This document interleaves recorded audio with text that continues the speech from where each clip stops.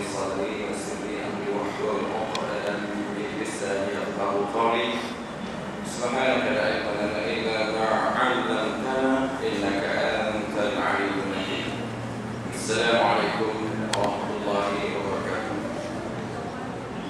Yang saya muliakan lagi mengalu-alukan Al-Fadhil Ustaz Tuan Haji Ahmad Junaidi bin Muhammad Said, pengurusi Masjid Nasriyah dan juga ahli tata kuasa yang mana kita dapati dengan ihsan mereka khusus asas haji ini dapat diadakan, ya.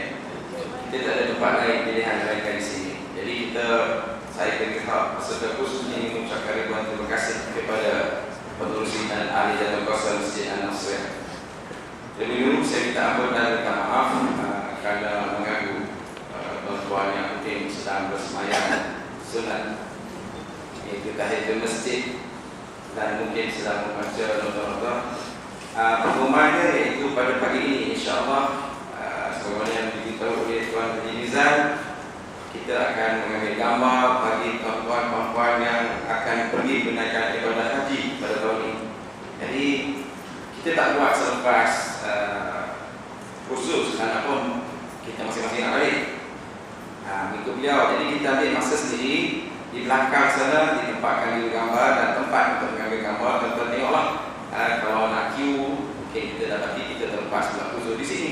Jadi kita tengok ada kosong, kita pergi ke belakang, Jadi secara masa sendiri, kalau kita nampak ada di gambar dan tempatnya tuan-tuan puan-puan yang akan menunaikan haji pada tahun ini yang sudah mendapat surat panggilan, teruslah ke belakang ambil gambar sebagaimana disyaratkan, iaitu tudung wanita bagi jemaah perempuan, mereka dan lelaki tidak sokong ataupun berketayan.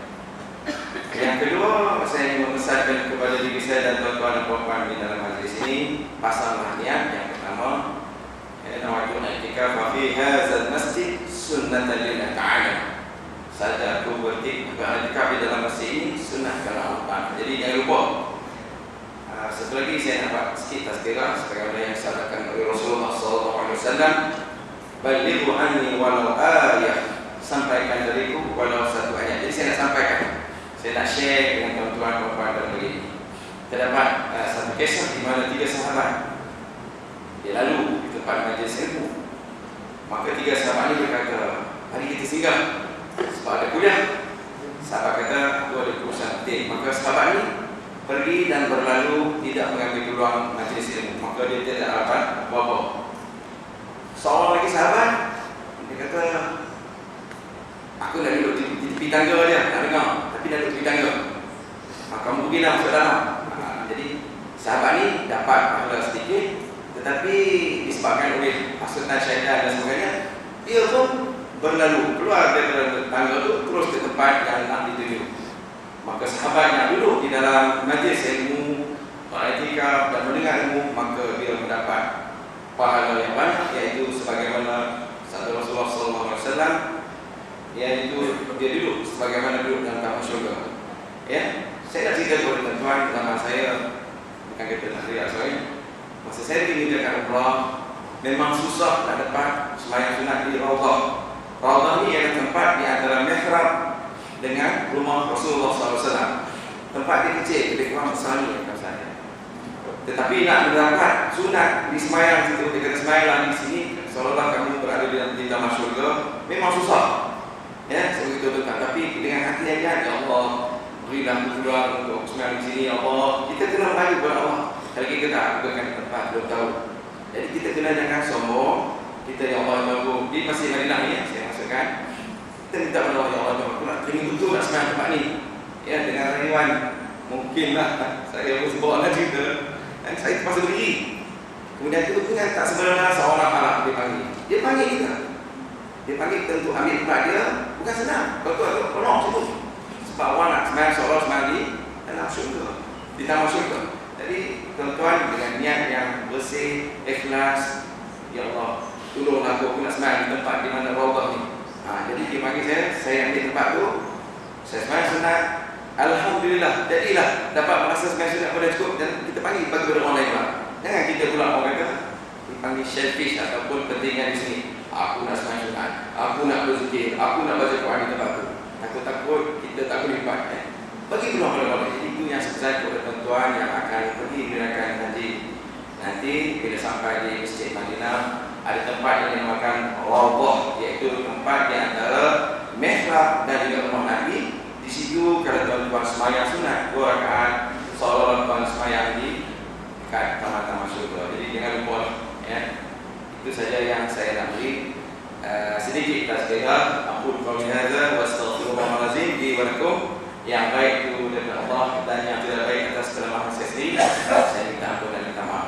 Jadi saya tidak hanya memandangkan tazkirah saya begini, saya minta ampun dan minta maaf. Jadi tanpa membuang masa, saya mintalah kepada peserta-peserta khusus haji bagi tahun 2014 untuk masuk ke dalam dewan utama. Mungkin secara langsung kita dapat menumbuhkan perhatian. Setengah tu mungkin dia rasa ngantuk, jadi dia duduk di belakang. Tak apalah, jadi masuk dalam kuliah kita.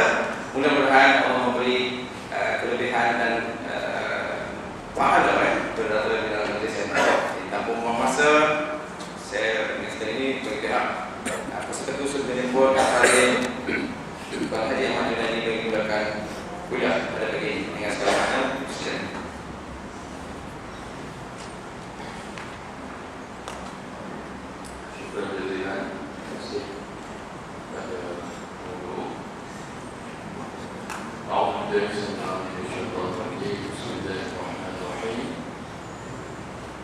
Assalamualaikum warahmatullahi wabarakatuh.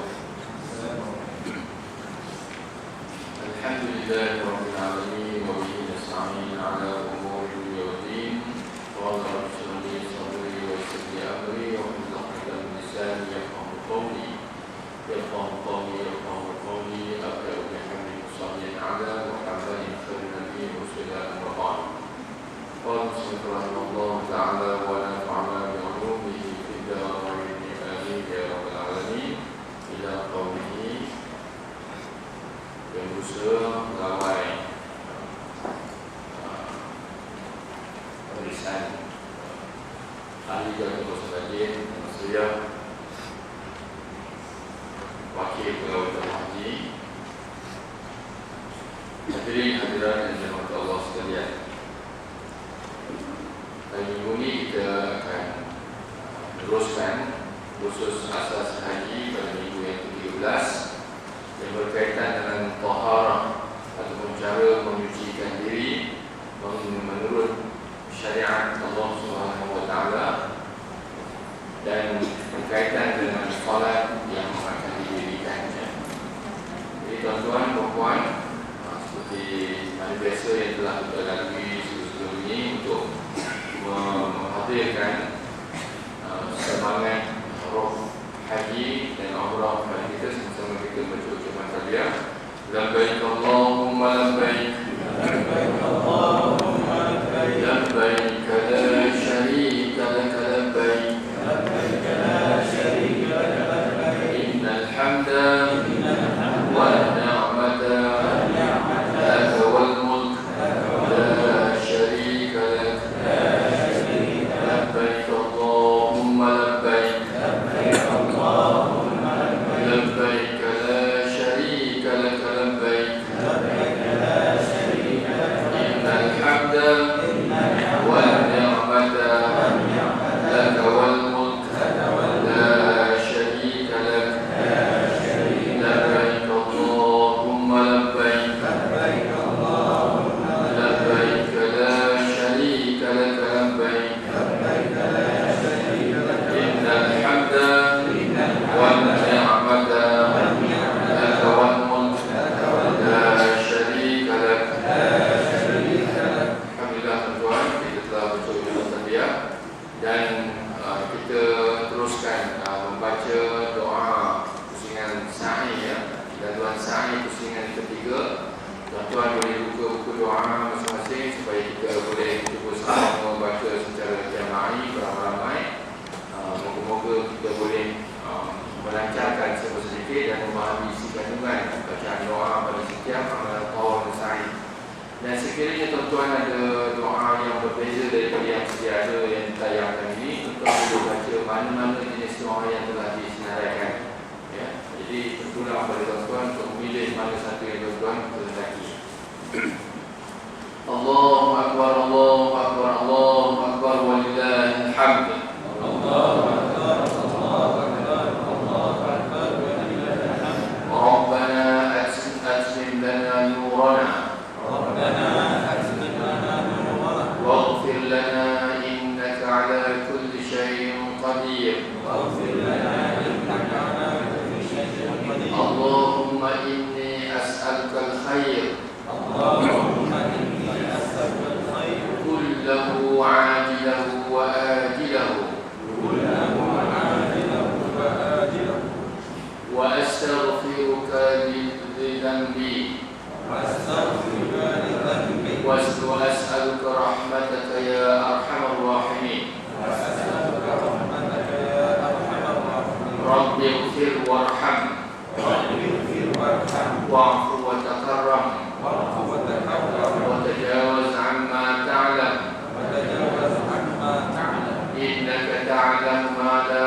a'lam, innaka ta'lam ma la ta'lam, innaka antallahul a'azzul akram, innaka antallahul a'azzul akram. Rabbi zidni ilma, Rabbi zidni ilma, wa la tuzigh qalbi, wa la tuzigh qalbi ba'da idh hadaytani, ba'da idh hadaytani, wa hab li min ladunka rahmah, wa hab li min ladunka rahmah, innaka antal wahhab, innaka antal wahhab. Allahumma 'afini fi sam'i, Allahumma 'afini fi sam'i, wa basari, wa basari, la ilaha illa anta, la ilaha illa anta. Allahumma inni a'udzu bika min 'adzabil qabr, Allahumma inni a'udzu bika min 'adzabil qabr, la ilaha illa anta, la ilaha illa anta. Subhanaka inni kuntu minadh dhalimin, subhanaka inni kuntu minadh dhalimin. Allahumma inni a'udzu bika minal kufri wal faqr, Allahumma inni a'udzu bika minal kufri wal faqr. Allahumma inni a'udzu bika min ridhaka min sakhatik, Allahumma inni a'udzu bika min sakhatik, wa min mu'afatika min 'uqubatik, wa min mu'afatika min 'uqubatik.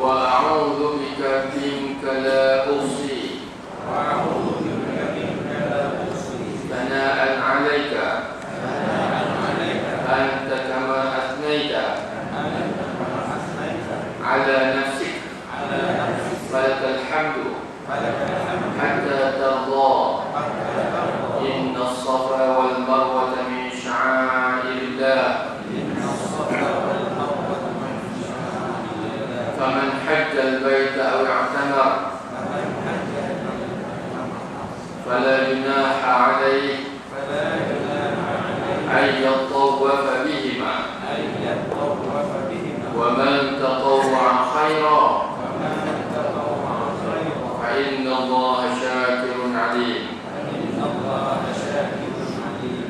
Tuan-tuan, doa yang dibacakan pada pusingan sa'i yang ketiga boleh tuan-tuan masukkan dalam koleksi doa tuan-tuan, khususnya pada awal doa tadi iaitu kalau tuan-tuan perhatikan, iaitu pada baris yang kedua, Allahumma inni as'aluka al-khaira kulluhu 'ajilahu wa ajilahu. Ya Allah, ya Tuhanku, aku mohon kebaikan seluruhnya, sama ada cepat ataupun lambat, yang akan datang itu baik, sekarang pun baik. Dan aku minta ampun kepadamu dosa-dosaku, ya Allah. Aku mohon rahmatmu, wahai Tuhan Rabbul Alamin.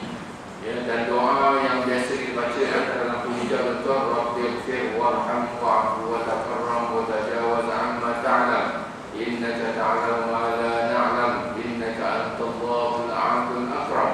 Itulah doa yang kita ulang-ulangkan pada ketika sampai kawasan tanda hijau, ya. Itulah doanya. Jadi tuan-tuan, kita teruskan pada minggu ni insyaAllah kita telah membaca doa sa'i yang ketiga, dan kita teruskan pada perbahasan pada minggu ini berkaitan dengan taharah dan solat. Dan taharah ini cukup amat penting ya pada pembahasan yang kita akan bicarakan pada pagi ini. Berdasarkan kepada riwayat hadis Rasulullah sallallahu alaihi wasallam, la tuqbalu salatu bi ghairi tuhur, yang bermakna tidak diterima oleh Allah Taala akan sembahyang seseorang itu tanpa tuhur, tanpa taharah, tanpa bersuci. Dalam pelaksanaan ibadah kita lakukan, pastikan kita telah melalui satu fasa untuk menyucikan diri mengikut hukum syar'i. Jadi tuan-tuan, kita akan menuju satu tanah suci yang cukup mulia di atas muka bumi ini. Jadi yang tuan-tuan perhatikan di hadapan ini, maqam di Makkah Al-Mukarramah wal Masjidil Haram. Pandangan umum lokasi yang kita hendak tuju ya, bagi jemaah haji dan umrah. Disinilah tempat yang akan dilakukan sama umrah dan haji. Pada minggu ini kita akan bicarakan tajuknya agak banyak, iaitu bermula daripada wudu. Ya, saya sentuhkan sedikit tentang berkenaan dengan cara berwudu, kemudian kemudian ada berkaitan dengan tayamum, sembahyang jenazah, dan itu juga dengan perkara-perkara yang lain. Dan nanti tuan-tuan saya akan kongsikan bersama tuan-tuan berkaitan dengan solat jamaah dan qasar. Sebab itu banyak kita lakukan ya, dalam kehidupan kita, sama ada di Malaysia, di tanah air ataupun di tanah suci sendiri. Jadi tuan-tuan bolehlah, kalau tuan-tuan ada permuskilan dan sebagainya, kita berbincangkan khususnya pada sembahyang jamaah dan qasar. Lepas sesi rehat nanti kita akan tumpukan pada bahagian jamaah dan qasar. InsyaAllah kita akan tumpukan perkara itu dengan lebih banyak. Jadi tuan-tuan, puan-puan yang dirahmati sekalian, perkara pertama yang kita bincangkan ya, kita sebutkan sebagai taharah, untuk bersuci, ialah pertamanya berkaitan dengan wudu dan mandi hadas, ya, mandi wajib. Jadi dua perkara ini adalah tata cara untuk mengangkat hadas, mencabut hadas kecil dan hadas besar. Iaitu yang pertama yang tuan, pengertian dari segi pengertian wudu yang kita lalui, kita laksanakan sepanjang masa dan disyorkan pada tuan-tuan. Sekiranya dalam satu hari satu malam ini kita tempoh berwudu itu lebih panjang daripada tidak berwudu. Kalau ada habis saja wudu, kita sambung wudu berikutnya. Kerana wudu ini cukup penting berdasarkan kepada beberapa riwayat Rasul sallallahu alaihi wasallam. Ketika masuk ke dalam surga, Rasulullah mendengar sepatu sedang mengikut, tapak kaki mengikut belakang ketika mana Rasul masuk ke surga. Rasul bertanya, ya Rasulullah, bunyi tapak kaki siapakah iaitu yang sering aku dengar daripada awal menuju surga dan sampai aku melawat surga ini? Aku nampak, aku dengar suara itu, tapi aku tak tahu siapakah orang tersebut. Malaikat Jibril AS mengatakan, orang yang mengeluarkan, yang datang mengikut kamu yang masih belum masuk lagi, tapi sepatunya ada juga dalam surga ini, ialah Sayyidina Bilal dan Allah. Kemudian Rasulullah teruskan dia punya ekspedisinya ke kawasan-kawasan yang sama ini yang kita tak boleh lihat. Kemudian Rasulullah turun sampai ke bumi semula, sampai ke Makkah dan Madinah. Kemudian dia sampai ke Makkah, tuan pulang semula. Soalan itu menjadi satu tanda tanya kepada Rasul. Kemudian Rasulullah sendiri tanya Sayyidina Bilal, wahai Bilal, apakah amalan yang kamu lakukan? Sepatu kamu, kasut kamu dah ada di surga, tapi kamu belum pergi. Kemudian Rasul SAW tanya berulang-ulang kali. Rasulullah tak tahu apakah amalan yang dilakukan oleh Sayyidina Bilal, sehingga namanya dah ada dalam surga. Kemudian bila ditanya, ya Rasulullah, aku buat apa yang orang lain buat? Sama. Cuma aku buat satu perkara, aku menyambung wudu apabila berlaku batal. Bukan batal, aku sama wudu. Bukan batal, aku lakukan wudu. Aku memperbaharui wudu setelah aku terbatal wudu. Itulah mungkin yang aku ada buat sebagai tambahan, sebagai aku menjaga hadas itu tidak terlalu melekat pada diri. Tuan-tuan, daripada perkara ini, saya syorkanlah pada tuan-tuan, wudu ini sebenarnya dia nur, dia adalah cahaya. Dia ada asal wudu, ada kesan wudu pada tubuh badan kita yang manusia memang tak nampak. Jadi tuan-tuan, kalau sekiranya tuan-tuan ada kelapangan, tak ada aktiviti yang boleh tuan-tuan teruskan, tuan-tuan boleh lakukan ini sebagai salah satu daripada amalan yang sentiasa bersuci, terkentut ke terapa semua, lepas tu kita wudu semula, sambung balik. Maknanya bersambung bertali arus amalan kita tu. Tuan-tuan, kita terus masuk pengertian wudu. Masuk wudu yang dikatakan sah untuk wudu itu membasuh anggota tertentu dengan air dan dilaksanakan mengikut cara tertentu dengan syarat, dengan beberapa syarat. Itu antara niat wudu. Allah Subhanahu wa taala berfirman, ya ayyuhallazina amanu idza qumtum ila shalah idza qumtum ila shalati faghsilu wujuhakum wa aydiyakum ila al-marafiq wamsahu bi ru'usikum wa arjulakum ila al-ka'bayn. Wahai orang-orang beriman, apabila kamu hendak mengerjakan sembahyang padahal kamu berhadas kecil, maka berwudulah, iaitu dengan cara membasuh muka kamu dan kedua belah tangan kamu sehingga ke siku, dan sapulah sebahagian daripada kepalamu, dan basuhlah kedua belah kaki kamu meliputi ke kuku lagi ila al-ka'bayn. Jadi tuan-tuan, itu di antara syarat ataupun rukun untuk melakukan ibadah berwudu ini. Walaupun ringkas tetapi cukup besar kepada artinya kepada seseorang. Jadi tuan-tuan, yang sentiasa berwudu ini bermakna dia sudah menempah namanya di syurga. Sebagaimana peristiwa Isra' Mi'raj, Rasulullah SAW masuk ke syurga diikuti dengan sepatunya. Tak tahu siapa orang tu, siapa pemiliknya Sayyidina Bilal, kerana wudunya sentiasa disambung-sambung sehingga kerap dilakukan. Jadi tuan-tuan, daripada dalil Al-Quran kali tadi, ya ayyuhallazina amanu idza qumtum ila sholati, jika kamu hendak mendirikan salat, faghsilu wujuhakum wa aydiyakum ila al-marafiq wamsahu bi ru'usikum wa arjulakum ila al-ka'bayn. Daripada situlah keluar yang kita paparkan pada tuan-tuan. Ada berapa rukun wudu yang kita nak lakukan? Mesti ada 6 rukun. Mesti ada 6 perkara. Kalau kita nak buat haji itu sah, mesti ada rukunnya. Ada 6 rukun haji. Nak wudu kena sempurna, kena ada 6 rukun wudu itu. Pertama mestilah niat ketika mengangkat, ketika mulakan basuhan muka. Tuan-tuan, kita nak niat untuk berwudu ini waktu bila? Waktu air itu mencecah muka. Bukan kita datang ke tepi-tepi kolam di masjid, kita masukkan tangan dalam air, kemudian kita niat nawaitu wudu lillahi ta'ala, saja aku berwudu kerana Allah Ta'ala, kita sebut kita mati kita, kemudian kita pun basuh. Yang dimaksudkan dengan niat ketika mula membasuh muka pada wudu ini ialah bila air mencecah muka, kita waktu itulah kita hadirkan dalam hati, sahaja aku berwudu kerana Allah Ta'ala. Waktu itu yang kita minta, iaitu masa air itu mencecah muka. Kalau kita letakkan tangan dalam kolam ataupun kita buka paip, kita tak ada air itu, nawaitu wudu'a lillahi ta'ala, kita bagi lafaz dalam bahasa Arab. Ya, betul. Bila air mencecah saja muka, baru kita hadirkan sahaja aku berwudu kerana Allah Ta'ala. Waktu air kena ke muka. Ini wudu berbeza dengan tayamum nanti selepas ini. Tayamum masa debu itu kita letakkan, tapak tangan kita letak pada debu, masa itu kita berniat nawaitu tayammum istibahatus solat lillahi ta'ala. Niatnya lain sikit. Nanti kita tengok tayamum. Saya bincangkan di sini, tuan-tuan yang kita bincangkan pada perkara pada pagi ini, kesemua perkara itu dia ada kaitan masa kita berada di tanah suci nanti. Kita tak pernah sembahyang jenazah, nanti kita akan belajar secara ringkas tentang solat jenazah. Orang perempuan pun kena sembahyang solat jenazah, sembahyang jenazah. Jadi tuan-tuan, hukum pertama ialah niat ketika mula membasuh air itu sampai ke muka. Dan yang kedua, membasuh muka mengikut had muka.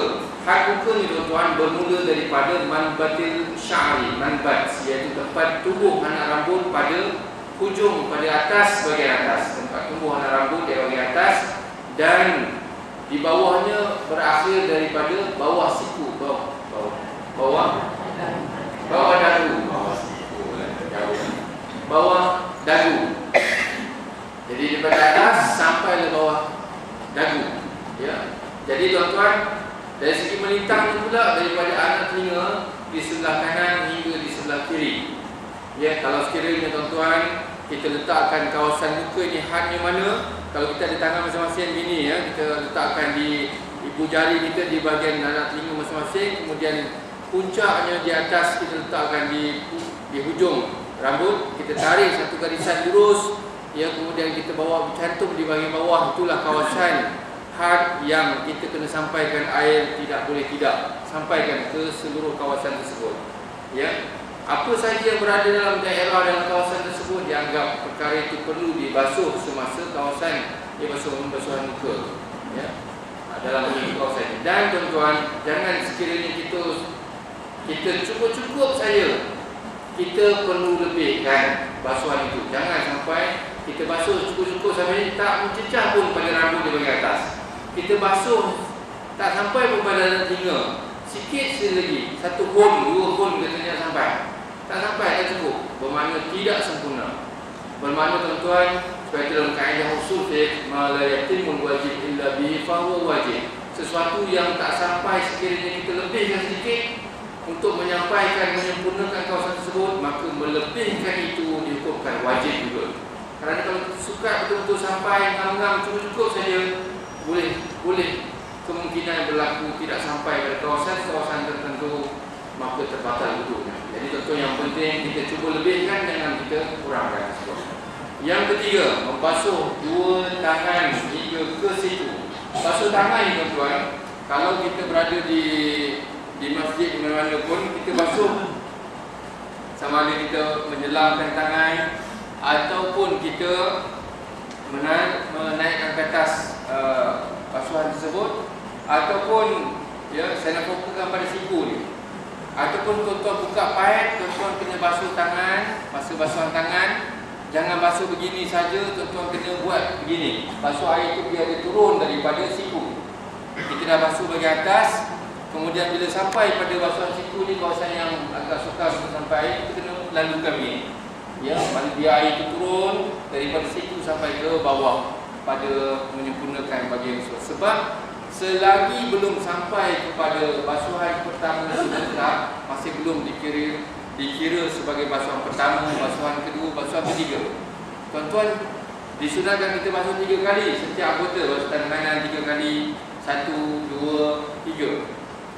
Sekiranya basuhan tuan-tuan dah basuh 3 kali tetapi tak sampai di sini, bermakna itu bukan basuhan pertama pun bukan, basuhan kedua pun bukan, basuhan ketiga pun bukan.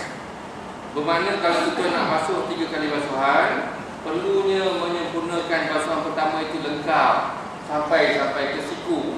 Kemudian bila dah habis, baru basuhan kedua sampai ke siku, baru sempurna, baru dikira 2. Basuhan ketiga pun begitu juga, dah sempurna, baru cukup 3. Bukan basuh 1, 2, 3, tapi basuhan ketiga tu baru genap, baru lengkap. Bermakna 1 basuhan saja. Itu bermakna. Jadi tuan-tuan, itu dari segi dia.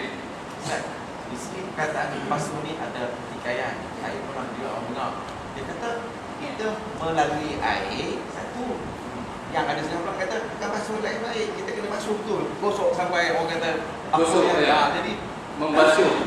Okey, kita ambil seorang macam mencuci tu. Okey tuan-tuan, ya. Ayat Al-Quran, Allah Taala telah berfirman, tuan-tuan tengok, fagsilu wujuhakum wa aydiyakum ilal marafiq. Kata yang digunakan oleh Allah Taala ialah membasuh. Bermakna bukan lalukan air. Kita kena tunyuh dia, kita kena basuh dia, kita kena lalu dan kita menyelati dengan tangan kita. Kita memegang, bukan kita pergi selam, tarik keluar, selam 2, tarik keluar. Jadi walaupun sampai, jadi gitu keadaannya, ya. Jadi tuan-tuan, kita selati dia. Mungkin ada kawasan-kawasan yang tak sampai, kawasan air, kita perlu sampaikan. Jadi membasuh, fagsilu wujuhakum wa aydiyakum ilal marafiq. Kemudian sebab itu 2 perkara yang perlu dibasuh ialah 2. Pertama, muka dan tangan. Sebab itu kalau orang pakai spray, dia tak boleh nak spray saja lepas tu okey, clear. Dia kena spray 3 kali sekurang-kurangnya, sehingga air itu sudah melekat dan ada lelehan berlaku sekurang-kurangnya 3 titik boleh gugur. Bermakna lepas tu baru dia menyapu ataupun membasuh, ya, perbuatan itu dilakukan, ya. Jadi begitulah begitu detailnya perkara yang dilakukan. Kemudian yang keempat, syarat rukun wuduk yang keempat ialah menyapu kepala dengan air sekurang-kurangnya 3 helai rambut pada had kepala perlu disampaikan. Jadi untuk membasuh rambut ni, tuan-tuan, basuh kepala ni, saya syorkan pada tuan-tuan, kalau selama ni tuan-tuan basuh hanya 3 helai, kalau muda-muda dulu nak jaga remo semua kita kemana tepi ni kan, apa macam. Yang penting tuan-tuan sampai pada kawasan daerah kepala ni betul, ya. Dan bila dah sampai umur ini, dah umur 30-40 ni tuan-tuan, basuh wudu ni, basuh kepala, tuan-tuan cuba ambil satu air macam kita wudu tu, kita sapukan seluruh rambut yang ada di kepala tu biar sampai. Itu bagi lelaki lah ya, bagi wanita ikut kadar yang kemampuan. Bagi lelaki sapulah semua. Sebab basuh semua ini berdasarkan kepada mazhab Imam Syafi'i sahaja 3 helai. Manakala pada mazhab lain mesti semua. Bermakna untuk keluar daripada khilaf pada semua mazhab tersebut, kita buat yang paling aula, yang paling sempurna, iaitu basuh semua. Basuh sampai ke depan, ya, sekali. Tolak begini, sapukan air, kemudian kita ada di kesan air melekat di tangan, kita lalukan di belakang, tolak ke depan sekali. Basuh tangan tu, untuk basuh kedua kita taruh belakang, tolak ke depan balik. Lepas tu kita ambil basuh ketiga, kita lalukan ke belakang, tolak balik ke depan. Jadi itu basuhan yang cukup dituntut dalam syarak ya. Yang kelima, rukun wudu yang kelima ialah membasuh, dibasuh juga. Dia tak boleh tuan-tuan buka paip, tuan-tuan gini je. Pandai lupa kan. Basuh jugalah. Tuan-tuan kena tonyol lah dia. Sebab kawasan tangan, kawasan muka, kawasan jari, semua kawasan itu dia terselidung, ada kukunya. Ada celah-celah yang tak boleh disampaikan air tanpa kita menonyoh, kita nak tahlil, kita nak menyelaki antara satu kawasan. Jadi sebab itu tuan-tuan, pada rukun yang kelima perlu kita gerakkan perbuatan kita seolah membasuh pada anggota muka, tangan dan kaki ya. Jadi tuan-tuan, yang kelima ialah membasuh kedua-dua kaki hingga kedua buku lali sampai ke kawasan atas. Dan kita semua basuh wudu ni tuan-tuan biar lebih ya, kawasan muka biar lebih macam saya sebutkan tadi, ma la yatimul wajib illa bihi fa huwa wajib. Had wajib itu memang dah kita sampaikan, lebih itu dianggap sunat ya. Dan jangan terlebih sangat sampai melampau-lampau, dipanggil mubalaghah ya, itu dihukumkan makruh pula. Ya, kalau basuh tangan itu sampai ke sini dah, itu jangan lebih. Kalau sampai basuh kaki jangan lebih sampai ke lutut pula keluar, aurat nampak, dan lebih daripada kawasan yang disunatkan. Jadi tuan-tuan, dan rukun yang ke-6 ialah tertib. Jadi inilah rukun 6 rukun wudu. Tuan-tuan boleh ingat tak? Antara salah satu daripada perkara macam kita belajar umrah dengan haji, kita kena ingat rukun berapa? Rukun haji 6, wajib haji 6, rukun umrah 5, wajib umrah 2. Kalau kita nak buat satu kerangka dalam ibadah kita pun kena ingat juga. Rukun wudu ada berapa? Ada 6. Yang pertama ialah niat wudu. Yang kedua, membasuh muka dalam daerah muka. Yang ketiga, membasuh tangan sehingga ke siku. Yang keempat, membasuh sebahagian daripada kepala. Yang kelima, membasuh kaki hingga ke buku lali. Ya, yang keenam, tertib. Tertib bermakna kena ikut, dahulu didahulukan, yang kemudian dikemudiankan. Kena dahulukan niat, lepas itu baru muka dan seterusnya. Jangan lepas muka basuh kaki dulu, lepas itu basuh muka. Macam anak kita umur 4 tahun, 5 tahun tu dia tengok kita buat, dia pun basuh kaki dulu. Dia tak boleh nak susun lagi, dia tak boleh nak tambahkan. Jadi tuan-tuan, kita lihat pada seterusnya kaedah berwudu pada lokasi-lokasi yang kita sebutkan bagi jemaah haji ialah pertama di Masjidil Haram, yang kedua Masjid Nabawi dalam perjalanan kenderaan sepanjang masa. Tuan-tuan, bila kita nak pergi menjadi dhuyuf rahman tamu Allah, kita melibatkan satu proses senaman yang cukup banyak pada kebuaran kita, dan kita sampai satu lokasi itu jaraknya cukup jauh. Jadi kaedah yang digunakan pada wudu dan sebagainya ini kita minta supaya jemaah tengok kesesuaian pada tuan-tuan. Kaedah yang disarankan di Arafah, di Muzdalifah dan di Mina ketika mana melakukan haji ialah kaedah menggunakan penyembur air ataupun menggunakan air botol dengan syarat syarat air mengalir sekurang-kurangnya 3 titis gugur daripada kawasan tersebut. Jadi tuan-tuan boleh beli yang di pasaran ni ada kepala je. Masuk saja dalam ni, kemudian kita tutup. Dia ada tempat punat untuk kita menarik yang tekanan tersebut. Kita niat bila air tu sampai ke kawasan muka, baru kita start niat. Nawaitul wudu'a lillahi ta'ala. Lepas tu kita sembuh kan, kita sembuh dalam hati kita bila cecahan semburan tersebut sampai saja mencecah, kita sejuk saja muka, sahaja aku berwuduk kerana Allah Ta'ala, cukup. Jadi masa air itu sampai, itulah ketika kita melakukan niat rukun yang pertama. Kemudian kita basuh dalam masa yang sama. Niat itu serentak dengan basuhan rukun yang kedua, basuhan muka dilakukan. Sembuh kita sekurang-kurangnya, biar kita pusing, lalukan semua sebab kita nak membasuh, bukan kita nak lalukan saja air. Kita nak membasuh tu sekurang kita pusinglah 5 kali semburan, kemudian air itu sudah menitik, berkumpul. Kalau tak titik lagi 3 kali titik air daripada muka kita, tak gugur daripada muka kita, tambah lagi 5 jadi 10 ke. Yang penting tuan-tuan, biar air itu sudah berkumpul pada kawasan muka, baru kita membasuhnya, baru kita menyapunya pada kawasan muka tersebut. Dan begitulah seterusnya pada tangan. Begitu juga kita ambil tangan kanan satu, kemudian kita tonyoh, lepas tu ambil balik muka kita, sapu balik yang kedua. Jadi ikut yang telah dilakukan. Jadi kanan kiri pula kita lakukan satu, kemudian kita letak betul yang kedua, dan begitulah. Rambut begitu jugalah, kita sambungkan pada tangan kita, sapukan pada betul. Kemudian telinga sunatnya begitu kita lakukan, dan kaki, Jadi tuan-tuan, itulah pelaksanaan dan amalan sunat yang kita nak kita lakukan. Ini bukan saja di Mekah saja tuan-tuan, kita di Malaysia pun kita cuba yang tinggal-tinggal tu kita buat balik semula. Dah lama dah. Ini sebagai pembugaran semula, refreshment saja untuk mengingati semula. Amalan sunat semasa wudu banyak, Yang pertama, kita sunat kita berus gigi sebelum kita berwudu. Jadi kalau orang Islam sewajarnya 5 kali bersugilah, gosok gigi. Tak payah pakai ubat tu. Kita hanya tonyokan, masuk bila air kita pun masukkan berus gigi dalam mulut kita tu. Laula an asyqa ala ummati la amartuhum bisiwakin 'inda kulli salatin. Rasul sallallahu alaihi wasallam bersabda, laula an asyqa ala ummati, kalau tak memberi satu keberatan, jika tidak menjadi satu kesusahan kepada umatku, nescaya aku wajibkan mereka untuk bersugi setiap kali nak sembahyang. Hadis ini menjadikan berus gigi setiap kali sembahyang menjadi hukumnya sunat. Kalau Rasul tak sebut begitu tuan-tuan, bermakna jadi wajib. Laula an asyqa ala ummati la amartuhum, kalau tidaklah kerana menjadi keberatan kepada umatku, nescaya aku wajibkan mereka, aku mestikan mereka untuk bersiwak.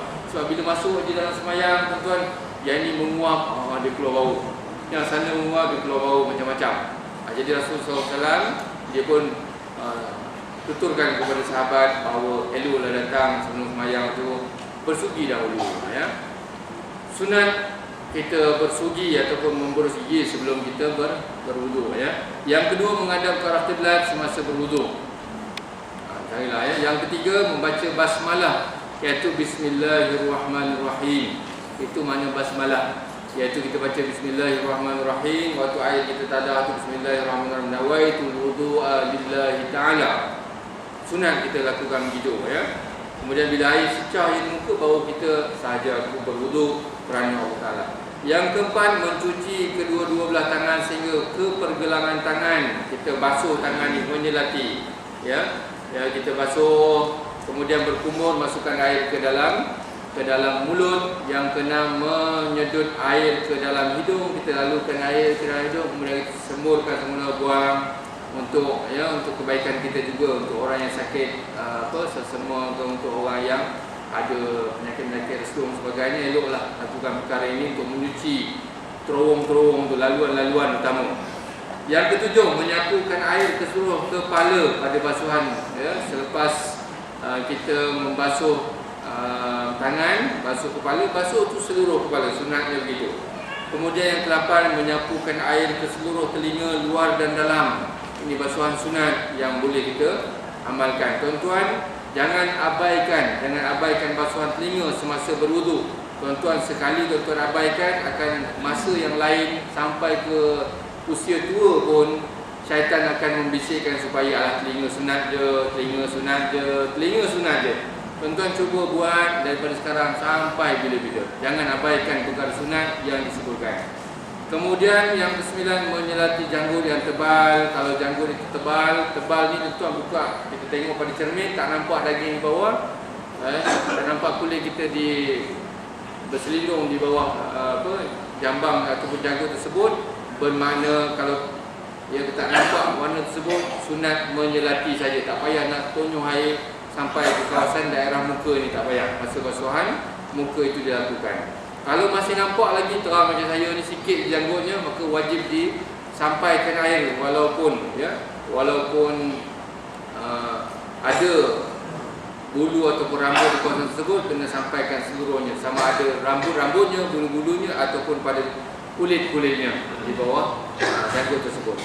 Yang ke-10, menyelati jari, tangan dan kaki. Menyelati ni tuan-tuan sunatnya begini. Apabila kita masa membasuh tangan, masa berwudu, kita menyelati, kita lalukan tangan. Masa nak basuh tangan kanan, kita lalukan tangan kiri itu supaya dia sampai. Menyelati, kita lalukan di celah-celah ni, di celah-celah kuku tuan-tuan, nampak ada kuku itu ada berdaki dan sebagainya, kena keluarkan daki-daki itu supaya air itu sampai pada kawasan tersebut, ya.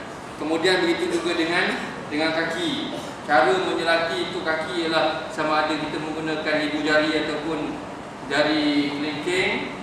Kaki kanan kita gunakan tangan kiri, ya, untuk melalukan di kawasan atas kita lalu, bawah pun kita lalu, untuk sampaikan air pada kawasan yang terselindung, agak terselindung tempat-tempatnya.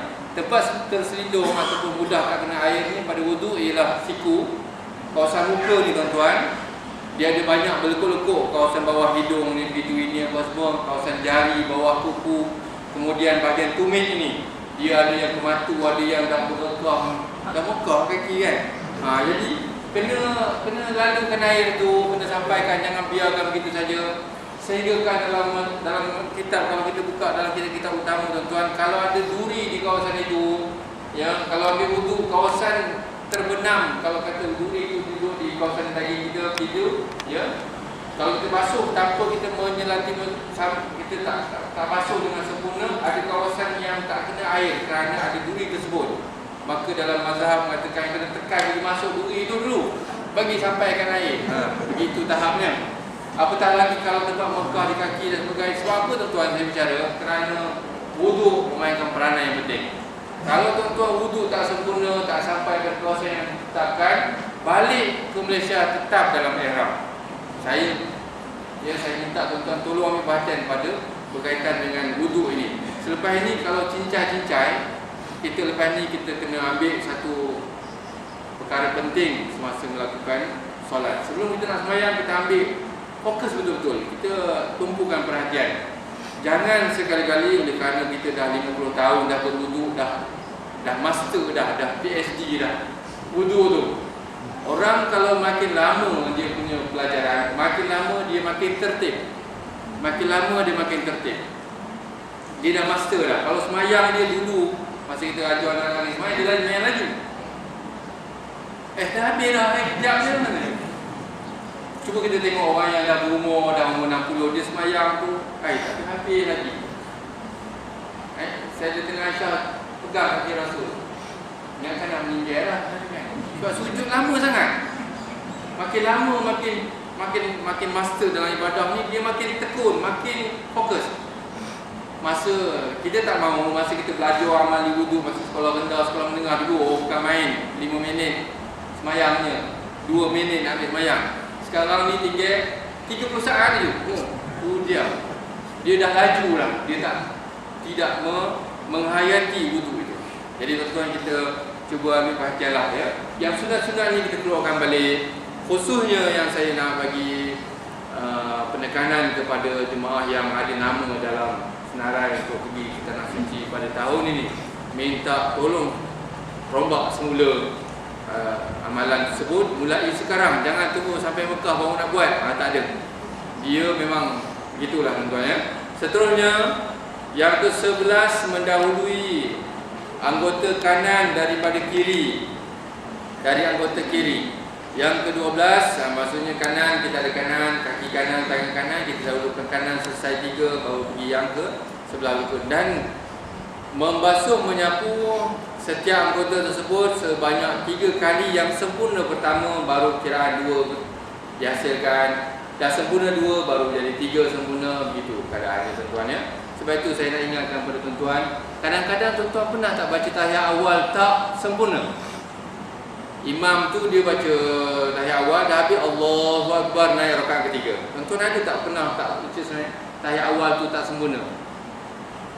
Nak memperolehi sunat abad, antaranya ialah melakukan membaca tasyahud awal. Tasyahud awal kita baca separuh bermakna tak capai. Kita kena habiskan juga tahiyat tersebut, barulah memperolehi sunat abad itu. Bermakna setiap apa kelakuan yang kita buat, kita tak mahu separuh-separuh, kita kena buat sempurna. Kalau siapa nak mandi sunat, kita mandi sunat je ni, dia cincai ni terkeluar. Ada kawasan yang tak sampai, bermakna tak dapat. Itu je lah.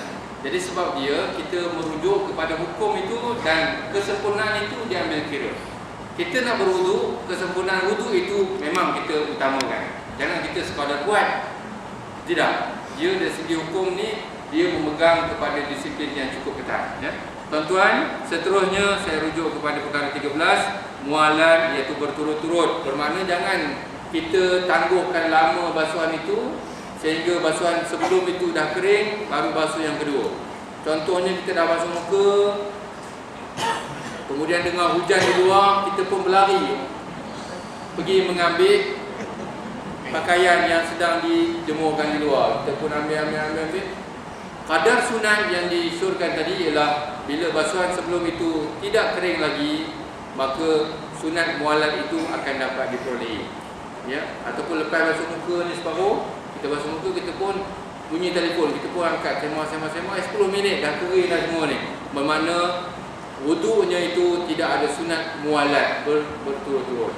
Jadi tuan-tuan sekarang pun dah ada miss call, lepas tu kita call balik lah. Kita teruskan saja wudu itu, tetapi sunat mualat tidak diperolehi. Eloknya begini, kalau bunyi telefon ke, bunyi air dijerang, dimasak itu dah berbunyi, kalau zaman dulu lah, bunyi, kita selesaikan wudu, kemudian baru kita pergi ya. Wallahu a'lam gitu ya. Jadi kita habiskan satu persatu ibadah tersebut, kita nak memperoleh sunat. Kalau buat juga, teruskan saja. Cuma sunat, amal sunat mualat ini tidak diperolehi bagi tersebut ya, orang tersebut. Ya. Ya. Kalau kita nak pergi tawaf, lepas tu kita ni betul. Lepas tu kita pakai alat kanan-kanan koyok yang kapal tu. Ni kan. Koyok tu kita pakai koyok tu yang lekat tu. Oh, koyok yang bukannya yang getah yang menyokong, bukan tu. Menampal. Tampalan itu tidak menjadi masalah. Tak ada masalah. Ya. Kalau sebenarnya kita ambil wudu, benda tu ada koyok pada dia tampal. Di pinggang mana-mana kawasan, macam biasanya di kawasan belakang ni kan, yang bagi legakan kawasan sakit, lengung, sendi sebagainya, dia tidak menjejaskan wudu itu. Ya, sebab masa kita berwudu, kecuali kalau benda tersebut ada najisnya. Itu je yang menjejaskan tawaf, menjejaskan salat tersebut.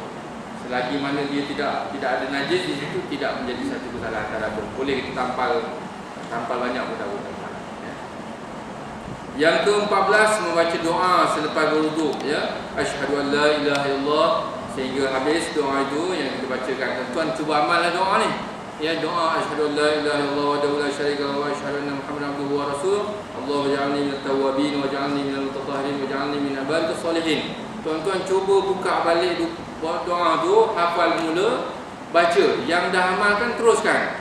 Dan antara riwayat menjadi satu kelebihan bagi orang yang mengamalkan doa selepas berwuduk ini, dia boleh masuki mana-mana syurga tanpa had untuknya apabila dia mengamalkan doa ini, berdasarkan kepada riwayat tersebut. Jadi tuan-tuan, dalam amalan kita ni memang penuh dengan hikmahnya, penuh dengan fadilatnya. Cuba kita peroleh sama-sama lah ya. Jadi tuan-tuan, perkara yang batalkan wuduk ya. Saya nak berbincang dari segi ilmiahnya, sebab saya baca dalam kitab Hidup Ibadat, dia ada dua version, satu Rumi dan Jawi. Jadi diceritakan di situ, zaman-zaman yang saya kecil-kecil dulu saya tengok orang tu basuh tekuk. Kemudian dalam kitab tu pun ada disunatkan membasuh kawasan leher.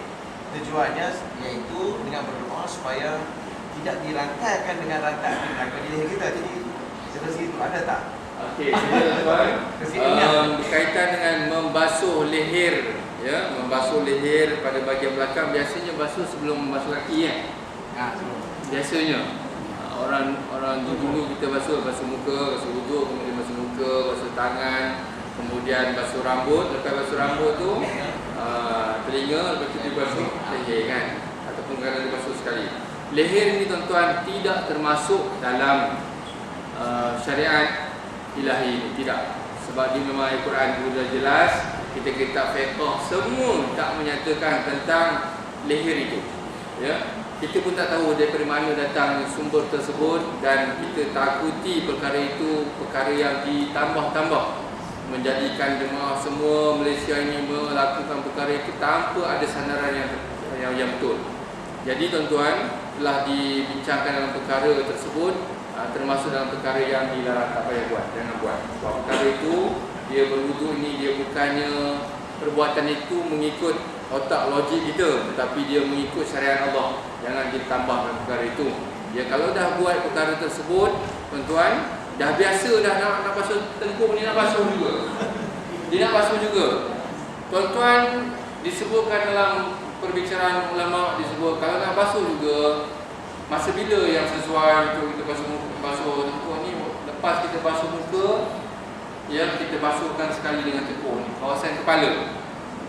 Basuhlah ketika kita berwuduk, dalam wuduk Alhamdulillah Ta'ala, kemudian kita basuh muka 3 kali, kemudian biasa kita basuhkan waktu itu, nak bagi lepaskan geram gian dia tu. Itu maksud saya, ya, nak lepaskan gian. Sebab jangan kita menambah satu. Sebab lepas saja basuh muka, basuh tangan, basuh kepala, lepas tu basuh telinga, dia tambah satu lagi. Siapa yang boleh jawab ni?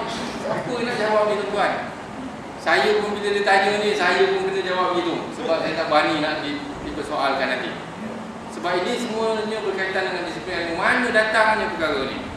Jadi tuan-tuan, saya boleh ambil satu petikan daripada karangan ulama. Kalau tak boleh juga dia dah biasa amalkan, basuh muka tu dilalukan juga, lepaskan. Jangan tambah satu rukun, jadi tambah pula, jadi 6 jadi 7. Kita tak mahu perkara itu diada-adakan, diwujudkan, dan jadi satu kesalahan. Kita telah menumpuk tambah dalam bidang agama, ya? Dan kita kena jawab pada Nabi ni, aku dah turun dah sekian, tapi kamu tambah sekian. Wallahualam. Jadi mana-mana karangan pun kalau buat begitu, dia pun perlu bertanggungjawab, ya. Wallahualam, saya tak boleh nak ya. Jadi masalah doa selesai wuduk. Jadi orang sekarang di mana dalam bilik air ada satu tangki kolam air, itu ada masuk tandas. Jadi doa saya di luar. Okey. Bacaan doa, baca basmalah masa berwuduk ialah dalam tandas dan tempat bilik air yang kita gunakan untuk kencing dan tandas untuk membuang air besar. Kalau dia sekali satu pintu, dalam tu ada kolah, dalam itu ada tempat kencing dan ada mangkuk tandas, kita baca basmalah dan doa di luar. Kalau tempat itu di luar, di dalam tu dia ada pintu bilik tandas 1, pintu tandas 2, pintu tandas 3. Yang dimasukkan dilarang itu dalam bilik air, bilik tandas tersebut. Jadi di luar, di kawasan utama bilik air tersebut, itu tidak menjadi kesalahan. Jadi basuhan tersebut kita mulakan basmalah dan doa wuduk bila kita melangkah keluar daripada bilik air yang kita gunakan untuk buang air kecil dan buang air besar. Itu yang dilarang untuk membaca ayat suci Al-Quran Karim. Itu mana baca. Kemudian tuan-tuan, perkara membatalkan wudu. Yang pertama, keluar sesuatu sama ada bentuk pepejal, benda keras, cecair atau angin, ya. Maknanya keluar sesuatu lah daripada dua jalan, kubul dan dubur. Kalau ditanya dalam peperiksaan ke dalam apa semua tertentu, apakah perkara yang membatalkan wudu? Biasanya jemaah akan dia akan jawab kentut, berak, kencing. Kita tak mahu jawapan itu. Jawapan yang tepat ialah keluar sesuatu daripada kubur dan dubur. Keluar sesuatu tu sama ada paku ke, batu ke, kayu ke, cacing ke, sama ada angin ke, sama ada pepejal ke, sama ada cecair ke, bentuk air kencing. Apa saja yang keluar bermakna terbatal wudu. Ada orang yang keluar batu karang semasa solat, masa kencing, bermakna dia terbatal wudunya. Jadi apa bentuk sekalipun, ya. Kadang-kadang cacing kerawai itu keluar kepala, dia masuk balik, keluar, gitu. Batal juga. Jadi apa benda sekalipun, ya. Yang kedua, perkara membatalkan wudu yang kedua, hilang ingatan dengan sebab gila, pengsan, mabuk, hitam atau tidur yang tidak tetap kedudukan ponggongnya. Ponggong kita ni dia ada dua papan, kanan dan kiri. Semasa kita tidur yang tidak membatalkan wudu, yang tak batal wudu apabila dua papan punggung kita tu melekat di lantai. Kalau salah satu saja melekat, yang satu lagi dia terangkat, kita tidur sandar ke dinding gitu, bermakna tidur itu membatalkan wudu. Kemudian yang ketiga, tersentuh kulit antara kulit perempuan dan lelaki yang bukan mahramnya dengan tidak berlapis. Ini tuan-tuan perkara asas pada umrah, ya, pada Imam Syafi'i yang muktamad. Yang keempat, menyentuh kemaluan kubul dan dubur, ya, dengan menggunakan tapak tangan. Guna tapak tangan, disentuh dengan tapak tangan. Kalau belakang tangan tak batal, dalam tangan, kawasan tapak tangan yang warnanya yang Allah Ta'ala jadi dalam ni lain, warnanya dalam ni lain, sensitif di sini lain, sini belakang lain, belakang ni kedut-kedut. Tapi yang sini dia dapat merasai nikmat sentuhan. Kalau belakang ni dia tak dapat merasai nikmat sentuhan itu, tak ada, ya. Dalam, ya. Menyentuh kemaluan dengan tapak tangan sama ada kubul, kemaluan depan ataupun kemaluan belakang, ya. Sama ada kemaluan sendiri ataupun kemaluan orang lain. Jangan dia pegang ke apa ke, masa berwuduk batal wudunya. Kawasan hadnya punggung tak batal, ya. Bermakna dubur tu, kawasan dubur yang di belakang ialah halaqah dubur yang dia fleksibel untuk kembang menguncup. Masa kita nak buang air besar tu, dia mengembang dan menguncup. Itu kawasan yang merah-merah tu, itu lebih. Sentuh tu tak boleh, ya. Saya tak faham nanti kan. Tak mahu jelas, saya jelaskan. Nombor 5, murtad, keluar daripada Islam. Dia mengeluarkan perkataan keluar daripada Islam, bermakna terbatal wudunya, ya, dengan automatik. Jadi 5 perkara yang membatalkan wudu, tuan-tuan kena ingat. Rukun wudu tadi ada 6, perkara membatalkan wudu ada 5. Wudu semasa di tanah suci kita dah bicarakan berkaitan dengan wudu itu boleh sentuhan lelaki kulit perempuan tanpa syahwat. Selagi tak ada bersyahwat tidak batal wudu pada pandangan mazhab yang ke Imam Syafi'i, pandangan yang kedua. Perkara kedua kita bincangkan tayamum, tuan-tuan. Tayamum ni sebab apa kita bincangkan? Tayamum, ya, kita pergi ke tanah Arab ni memang asalnya dahulu memang tidak ada air seperti mana sekarang. Dengan takdir Allah, kalau pergi tahun ni masalah air berlaku macam mana yang dulu, hukum itu berkuat kuasa. Air tidak ada ataupun air ada hanya untuk minuman, makanan sahaja, keperluan. Bermakna kita akan gunakan segala amalan itu secara bertayamum. Ataupun kes yang kedua bagi jemaah yang keuzuran ataupun dia cacat ataupun dia luka kepada anggota badan yang tidak boleh sampai air pada kawasan tersebut, maka dia menggunakan tayamum. Tayamum bagi orang yang harus menggunakan tayamum, jadi dia mandi wajib dengan tayamum. Dia berwuduk pun, dia mengangkat hadas kecil pun dengan bertayamum. Mengangkat hadas besar dengan tayamum,